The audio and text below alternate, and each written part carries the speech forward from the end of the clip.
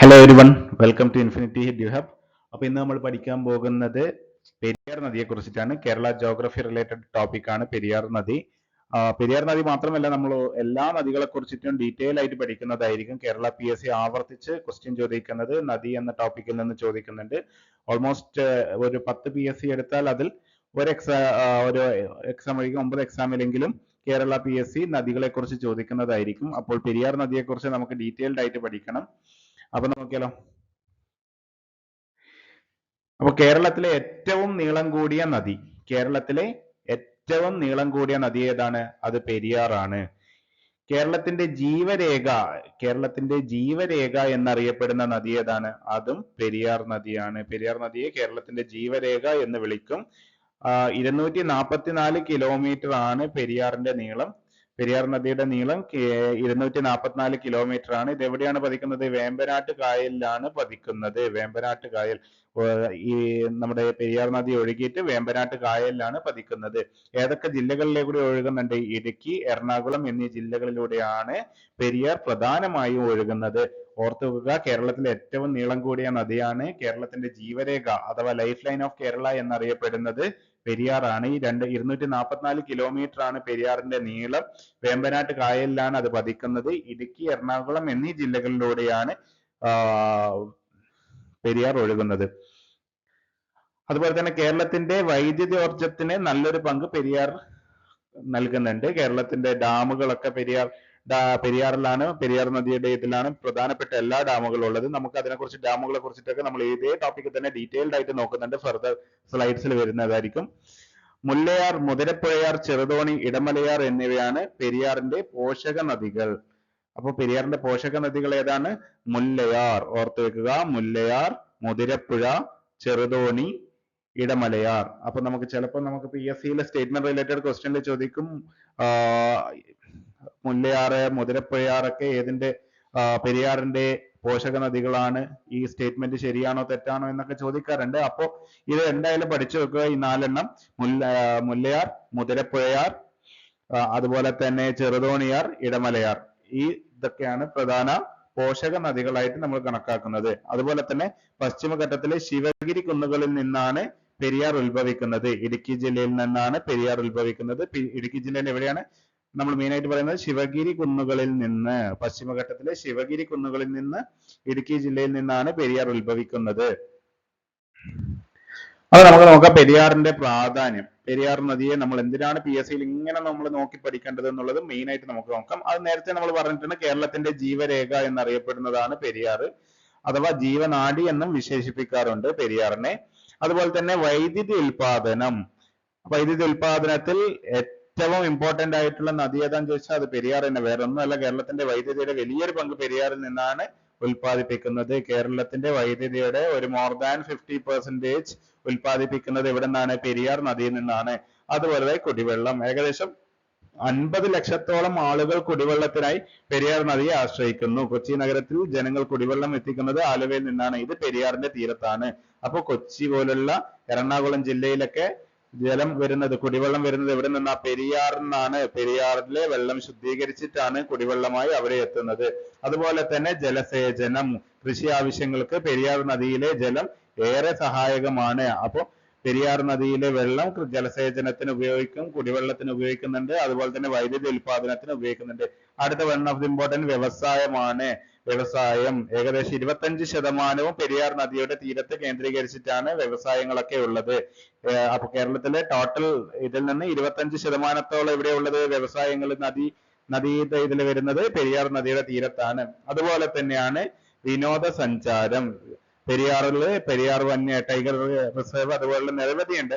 അത് ഞാൻ ഡീറ്റെയിൽഡ് ആയിട്ട് നിങ്ങൾക്ക് വേറൊരു ക്ലാസ്സിൽ ഇതിന്റെ കൂടെ തന്നെ ഞാൻ പറഞ്ഞു തരുന്നുണ്ട്. അപ്പോൾ ജസ്റ്റ് ഒന്ന് ഓർത്ത് വെച്ചാൽ മതി. പെരിയാർ ടൈഗർ റിസർവ്, തേക്കടി, തട്ടേക്കാട് പക്ഷിസങ്കേതം, ഭൂതത്താൻകെട്ട് തുടങ്ങിയ നിരവധി വിനോദസഞ്ചാര കേന്ദ്രങ്ങൾ എവിടെയാണ്? പെരിയാറിന്റെ തീരത്താണ്. അപ്പൊ ഓർത്തു വെക്കുക, കേരളത്തിന്റെ ജീവരേഖ എന്നറിയപ്പെടുന്നു, ജീവനാഡി എന്നും വിശേഷിപ്പിക്കുന്നുണ്ട്. വൈദ്യുതി ഉൽപാദനത്തിൽ വലിയൊരു പങ്ക് വഹിക്കുന്നത് പെരിയാറാണ്. കുടിവെള്ളം, അതുപോലെ തന്നെ ജലസേചനം, വ്യവസായം, വിനോദസഞ്ചാരം എന്ന് ഓർക്കുമ്പോൾ തന്നെ ഓർത്തു വെക്കേണ്ടതാണ് പെരിയാറിന്റെ അടുത്ത് വരുന്ന പ്രധാനപ്പെട്ട വിനോദസഞ്ചാര കേന്ദ്രങ്ങൾ. പെരിയാർ ടൈഗർ റിസർവ്, തേക്കടി തട്ടേക്കാട് പക്ഷി സങ്കേതം, ഭൂതത്താൻകെട്ട് തുടങ്ങിയവയെല്ലാം അതിൽ വരുന്നതാണ്. അടുത്തത് പെരിയാറിന്റെ തീരത്ത് വരുന്ന തീർത്ഥാടന കേന്ദ്രം മലയാറ്റൂർ പള്ളി. മലയാറ്റൂർ പള്ളി വരുന്നത് എവിടെയാ? പെരിയാറിന്റെ തീരത്താണ്. അതേപോലെ ശ്രീ ശങ്കരാചാര്യരുടെ ജന്മസ്ഥലമായ കാലടി എവിടെയാണ്? നമ്മുടെ ഈ പെരിയാറിന്റെ തീരത്താണ് സ്ഥിതി ചെയ്യുന്നത്. കാലടി സ്ഥിതി ചെയ്യുന്നതും പെരിയാറിന്റെ തീരത്താണ്. ഓർത്തു വെക്കുക. മലയാറ്റൂരും അതുപോലെ തന്നെ കാലടിയും വരുന്നത് എവിടെയാണ്? പെരിയാറിന്റെ തീരത്താണ്. പ്രധാനപ്പെട്ട അണക്കെട്ടുകൾ. ഈ ചോദ്യം നമ്മുടെ ഒരുവിധ എല്ലാ PSC-യിലും നമുക്കിത് വളരെ ഇമ്പോർട്ടന്റ് ആയിട്ടുള്ള ടോപ്പിക് ആണ്. പ്രധാനപ്പെട്ട അണക്കെട്ടുകൾ. കാരണം അണക്കെട്ടുകൾ കൊടുത്തിട്ട് അത് ഏത് നദിയുടെ ഇതിലാണെന്നൊക്കെ ചോദിച്ചാൽ നമുക്ക് ഉത്തരം പറയേണ്ടതാണ്. അതുകൊണ്ട് എന്തായാലും നിങ്ങൾ പഠിക്കേണ്ട ഒരു പോയിന്റ് തന്നെയാണ്. ഫസ്റ്റ് വൺ മുല്ലപ്പെരിയാർ അണക്കെട്ട്. നമുക്ക് എല്ലാവർക്കും അറിയാം, വളരെ പ്രസിദ്ധമായ അണക്കെട്ടാണ് മുല്ലപ്പെരിയാർ അണക്കെട്ട്. കേരളത്തിലെ ഏറ്റവും പഴക്കം ചെന്ന അണക്കെട്ടുകളിൽ ഒന്നാണ്. ഏത് കാലത്ത് ഉണ്ടാക്കിയതെന്നൊക്കെ 1895 ബ്രിട്ടീഷുകാർ നിർമ്മിച്ചതാണ്. ഏത്? നമ്മുടെ മുല്ലപ്പെരിയാർ അണക്കെട്ട് എപ്പോഴാണ് ഉണ്ടാക്കിയത്? 1895. ഇത് നിങ്ങൾക്ക് കറണ്ട് അഫയറിലും നിങ്ങൾക്ക് ചോദിക്കാവുന്നതാണ്. കാരണം ഇപ്പൊ മുല്ലപ്പെരിയാർ ഇഷ്യൂ ഒക്കെ വരുന്നത് കൊണ്ട് മുല്ലപ്പെരിയാർ അണക്കെട്ട് നിർമ്മിച്ച വർഷം ഏതാണെന്നുള്ളത് 1895 മറക്കരുത്, പഠിച്ചു വെക്കുക. കേരളത്തിലെ ഏറ്റവും പഴക്കം ചെന്ന അണക്കെട്ടുകളിൽ ഒന്നാണ് ഏത്? മുല്ലപ്പെരിയാർ അണക്കെട്ട്. ലോകത്തിലെ ഏറ്റവും പഴക്കമുള്ള ഭൂഗുരുത അണക്കെട്ടുകളിൽ ഒന്നാണ് മുല്ലപ്പെരിയാർ അണക്കെട്ട്. ഇത് കേരളമല്ല, ലോകത്തിലെയാണ്, മറക്കുന്നതല്ല. ലോകത്തിലെ ഏറ്റവും പഴക്കമുള്ള ഭൂഗുരുത്ത അണക്കെട്ടുകളിൽ ഒന്നാണ് മുല്ലപ്പെരിയാർ അണക്കെട്ട്. അതുപോലെ രണ്ടാമത്തെ അണക്കെട്ട് ഏതാ? ഇടുക്കി അണക്കെട്ട്. ഏഷ്യയിലെ ഏറ്റവും വലിയ ആർച്ച് ഡാമുകളിൽ ഒന്നാണ് ഇടുക്കി അണക്കെട്ട്. ആർച്ച് ഡാമുകൾ ഏഷ്യയിലെ ഏറ്റവും വലിയ ആർച്ച് ഡാമുകളിൽ ഒന്നാണ് ഇത്. അതുപോലെ തന്നെ കേരളത്തിലെ ഏറ്റവും വലിയ ജലവൈദ്യുത പദ്ധതി എവിടെയാണുള്ളത്? ഇടുക്കി അണക്കെട്ടിലാണുള്ളത്. കേരളത്തിലെ ഏറ്റവും വലിയ ജലവൈദ്യുത പദ്ധതി. നമുക്ക് വീട്ടിൽ കറണ്ട് ഒക്കെ വരുന്നില്ലേ? എങ്ങനെയാ? ജലവൈദ്യുതി പദ്ധതിയിലൂടെ കൂടിയാണ്. അതെവിടെയാ? ഇടുക്കി അണക്കെട്ടിലൂടെയാണ് വരുന്നത്. അടുത്തത് ചെറുതോണി അണക്കെട്ട്. ഇടുക്കി പദ്ധതിയിലെ പ്രധാന ഡാമുകളിൽ ഒന്നാണ്. ഇടുക്കിയിലെ പ്രധാന ഡാമുകളിൽ വരുന്ന ഒരു അണക്കെട്ടാണ് ചെറുതോണി അണക്കെട്ട്. കേരളത്തിലെ ഏറ്റവും ഉയരം കൂടിയ ഡാമുകളിൽ ഒന്നാണ്. ചെറുതോണി അണക്കെട്ട്. അപ്പൊ നമ്മളിപ്പോ 3 അണക്കെട്ട് നോക്കി. 3 എവിടെയുള്ളത്?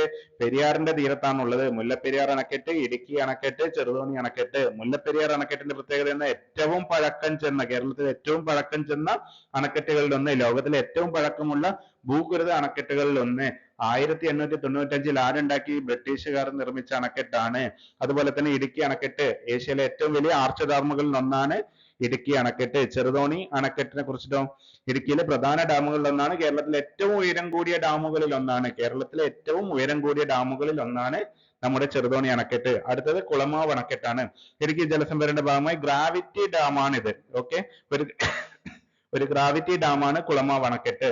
അതുപോലെ തന്നെ ഇടമലയാർ അണക്കെട്ട്. ജസ്റ്റ് പഠിച്ചു വെച്ചാൽ മതി. പ്രധാന ജലവൈദ്യുത പദ്ധതികളിൽ ഒന്നാണ് ഇത് വരിക. ഇടമലയാർ അണക്കെട്ട്, കുളമാവ് അണക്കെട്ട്, ചെറുതോണി അണക്കെട്ട്, ഇടുക്കി അണക്കെട്ട്, മുല്ലപ്പെരിയാർ അണക്കെട്ട്. ഈ അണക്കെട്ടുകളൊക്കെ ഏതിൽ വരുന്നതാ? നമ്മുടെ പെരിയാറിന്റെ തീരത്ത് വരുന്നതാണ്.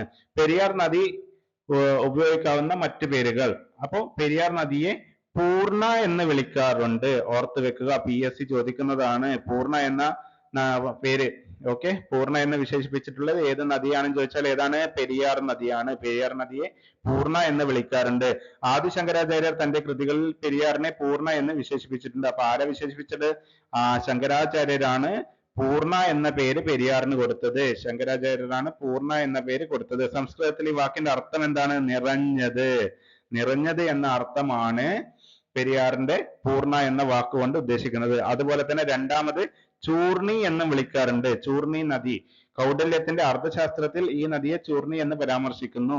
കൗടില്യന്റെ അർത്ഥശാസ്ത്രം. അപ്പൊ ആരാണ് ചൂർണി എന്ന് വിളിച്ചത്? കൗടില്യന്റെ ഏതിലാണ്? അർത്ഥശാസ്ത്രത്തിലാണ് പെരിയാർ നദിയെ ചൂർണി എന്ന് പരാമർശിക്കുന്നത്. ഇത് അരിച്ചൊഴുക്കുക അല്ലെങ്കിൽ കലങ്ങി ഒഴുകുന്നത് എന്നാണ് അർത്ഥം. കലങ്ങി ഒഴുകുന്നത് എന്ന അർത്ഥമാണ് ചൂർണി എന്ന വാക്കിനെ കൊണ്ടുള്ളത്. ഓക്കെ, പെരിയാറിന്റെ മറ്റു പേരുകൾ ഏതൊക്കെയോ ഒന്ന് ഓർത്തു വെക്കുക. പൂർണ്ണ, അതുപോലെ തന്നെ ചൂർണി.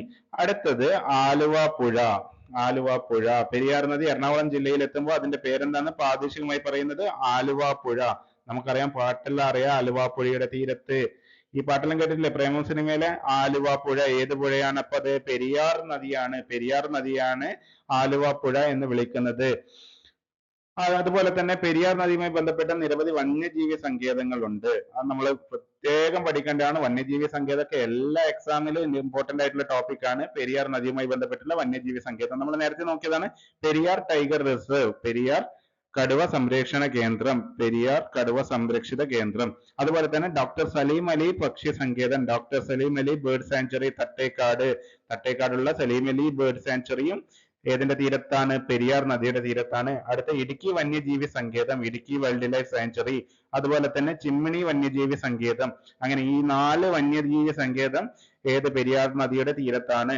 നമ്മൾ വന്യജീവി സങ്കേതങ്ങളെ കുറിച്ചിട്ട് വേറെ തന്നെ ഒരു ക്ലാസ് ഇടുന്നതായിരിക്കും. അതിൽ ഓരോ പെരിയാർ അതുപോലെ ഓരോ വൈൽഡ് ജീവി ഐ മീൻ റിസർവിനെ കുറിച്ചിട്ട് നമ്മൾ പഠിക്കുന്നതായിരിക്കും. അപ്പോ പെരിയാർ നദിയെ കുറിച്ചിട്ടുള്ള ഭൂരിഭാഗം കാര്യങ്ങളും നമ്മളിവിടെ സംസാരിച്ചിട്ടുണ്ട്. ഇതല്ലാതെ വേറെ എന്തെങ്കിലും പോയിന്റ് ഉണ്ടെങ്കിൽ, എല്ലാ പോയിന്റ് ഇതിൽ ഉണ്ട് എന്നല്ല, എന്നാൽ ഇല്ലാത്ത കുറെ പോയിന്റുകൾ ഉണ്ടാവും. നിങ്ങൾ ഏതെങ്കിലും റാങ്ക് ഫയൽ നോക്കിക്കഴിഞ്ഞാൽ ഉള്ളതിനേക്കാൾ പോയിന്റ് ഞാൻ ഇതിൽ ആഡ് ചെയ്തിട്ടുണ്ട്. മോർ ദാൻ ഒരു 5 റാങ്ക് ഫയൽസിനെ കമ്പയർ ചെയ്തിട്ട് അതിൽ കൂടുതൽ ഇൻഫോർമേഷൻസ് ആണ് ഞാൻ ഇതിൽ കൊടുത്തിട്ടുള്ളത്. അപ്പൊ ഇതുപോലുള്ള ക്ലാസ്സുകൾക്ക് നിങ്ങൾ നിർബന്ധമായി എന്താ വേണ്ടതെന്ന് വിചാരിച്ചാൽ യൂട്യൂബിൽ പോയി infinity edu hub learn with Abhinand എന്ന പേജ് നോക്കി അതിന്റെ പ്ലേലിസ്റ്റിൽ പോയി കഴിഞ്ഞാൽ നിങ്ങൾക്ക് ഫർദർ ക്ലാസ്സസ് കാണാൻ പറ്റുന്നതായിരിക്കും. പല ടോപ്പിക്കുകളും പ്ലേലിസ്റ്റ് ആയിട്ടായിരിക്കും ഞങ്ങൾ ഇടുന്നത്. പ്ലേലിസ്റ്റിൽ പോയി കഴിഞ്ഞാൽ നിങ്ങൾക്ക് കാണാൻ പറ്റും. അപ്പൊ എപ്പോഴും പറയുന്ന പോലെ തന്നെ ഈ ക്ലാസ് നിങ്ങൾക്ക് യൂസ്ഫുൾ ആണ് തോന്നിയാൽ മാത്രം നിങ്ങൾ ലൈക്ക് ചെയ്യുക, ഷെയർ ചെയ്യുക, സബ്സ്ക്രൈബ് ചെയ്യുക. ഇനി ഇതൊന്നും തോന്നില്ല, ഒന്നും ചെയ്യണ്ട. അതുപോലെ തന്നെ നിങ്ങൾക്ക് ഇനി ഫർദർ ക്ലാസ് ഏതെങ്കിലും വേണമെന്നുണ്ടെങ്കിൽ, ഡീറ്റെയിൽഡ് ക്ലാസ് വേണമെന്നുണ്ടെങ്കിൽ നിങ്ങൾക്ക് കമന്റിൽ മെൻഷൻ ചെയ്യാവുന്നതാണ്. ആ ടോപ്പിക് നമ്മൾ ഇവിടെ ക്ലാസ് ആയി എടുക്കുന്നതായിരിക്കും. എല്ലാ ടോപ്പിക്കിന്റെ ഡീറ്റെയിൽഡ് ക്ലാസ് നമ്മൾ എന്തായാലും കൊടുക്കുന്നതാണ്. നമ്മുടെ ലക്ഷ്യം തന്നെ 1000 ക്ലാസ്സസ് ഇൻ 1 ഇയർ ആണ്. 1000 ക്ലാസ്സസ് എങ്കിലും ഒരു വർഷത്തിനുള്ളിൽ ഇടുക എന്ന ലക്ഷ്യത്തോടെയാണ് ഇൻഫിനിറ്റി എഡ്യൂ ഹബ് നമ്മൾ വന്നിട്ടുള്ളത്. അപ്പോൾ കൂടുതലായിട്ടൊന്നും പറയാനില്ല. അപ്പോൾ ഇതേ ടോപ്പിക് ഈ ക്ലാസ് തന്നെ ഒന്നും കൂടി വേണമെങ്കിൽ കണ്ടോ, കണ്ടിട്ട് ഈ ടോപ്പിക് എല്ലാം ബൈഹാർട്ട് ആയിട്ട് പഠിക്കുക. പെരിയാർ എന്ന നദിയുമായി ബന്ധപ്പെട്ടിട്ട് എന്ത് ചോദ്യം വന്നാലും മുഴുവൻ മാർക്ക് കിട്ടണം. സോ എല്ലാവർക്കും ബൈ.